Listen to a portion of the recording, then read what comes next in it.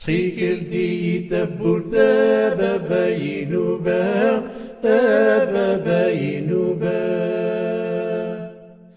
Chenchemti zvekatini maïli aisha, aïli aisha. Aïcha, l'ogre et Père Inouva. Un peu à l'écart d'un petit village des collines, vivait autrefois un homme très vieux appelé Inouva. Bien que faible et fatigué, il vivait seul et refusait de quitter sa maison pour celle de ses enfants qui lui demandaient souvent « Oh, va, Inouva, viens donc vivre chez nous !»« Non, mes enfants, car la mort connaît ma porte et c'est ici que je dois l'attendre. » Inouva ne quittait plus son lit et Aïcha, la plus petite de ses petites filles, était chargée de s'occuper de lui.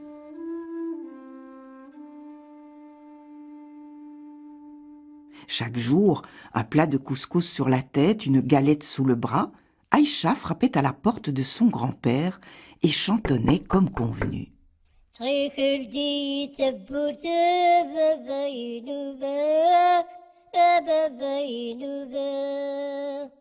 Ouvre-moi la porte, ô Vava Inouva, ô Vava Inouva.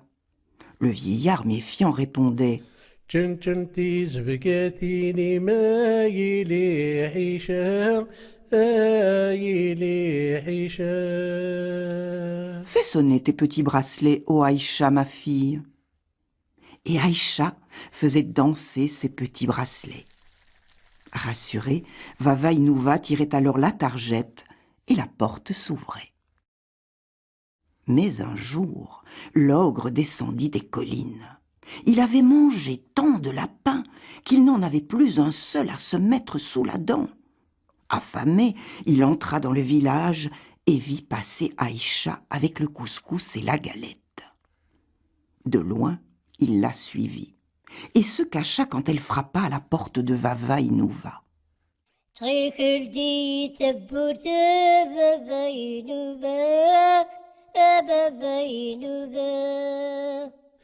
Chenchemti zvekatini maïli aisha, aïli aisha. Lorsque l'ogre vit Aïcha faire danser ses bracelets et la porte s'ouvrir, il se dit « Ah, demain je reviendrai, je ferai comme la petite fille, le vieillard m'ouvrira et je le mangerai, puis j'attendrai la petite. J'aurai bien encore faim pour la manger avec son couscous et sa galette. » Le lendemain, l'ogre vint frapper à la porte de Vava Inouva. Trikildi taburta babayinuba, babayinuba. Mais le vieillard n'ouvrit pas la porte. « Va-t'en donc, maudit, je sais bien qui tu es. »« C'est ma grosse voix d'ogre qui m'a trahi, » se dit l'ogre, et il décida d'aller trouver ses toute la sorcière. « Donne-moi une voix clairette et finette, comme voix de fillette. » C'est toute réfléchie et dit « Badigeonne ta gorge de miel, puis étends-toi au soleil, la bouche grande ouverte. Des milliers de fourmis viendront racler ta gorge. Au bout de 7 jours et 7 nuits, ta voix sera clairette et finette, comme voix de fillette. » Ainsi fit l'ogre.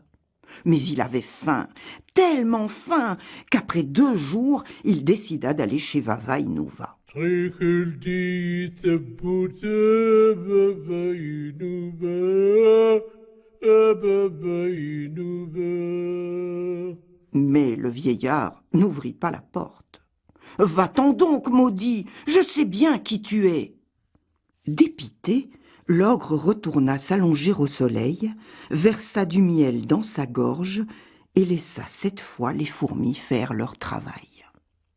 Le 7e jour, enfin, il alla frapper à la porte de Vava Inouva.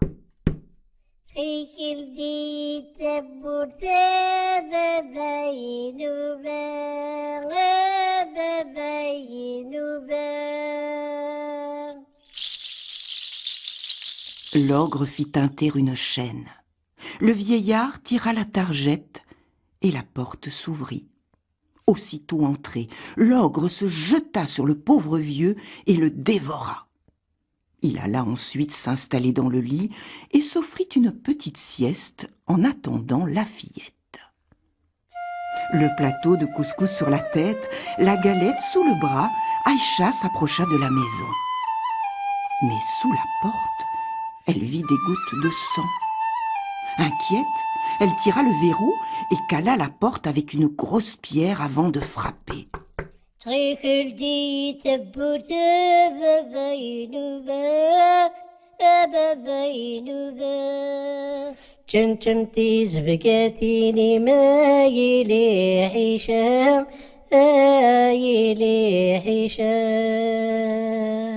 Aïcha ne reconnut pas la voix de Vava Inouva.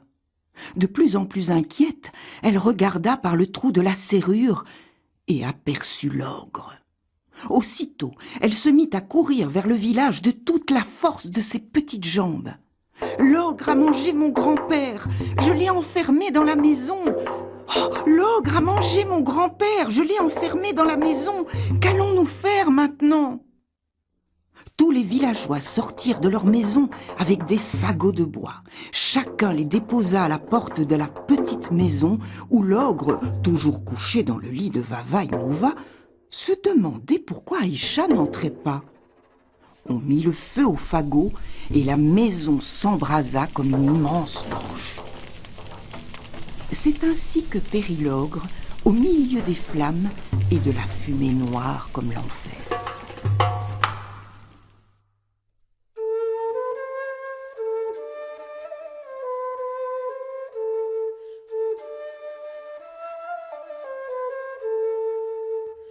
Depuis ce temps, aux passants impressionnés, les arrière-petits-enfants d'Aïcha racontent l'histoire de l'ogre, de Vava Inouva et d'Aïcha, qui faisait si bien danser ses petits bracelets.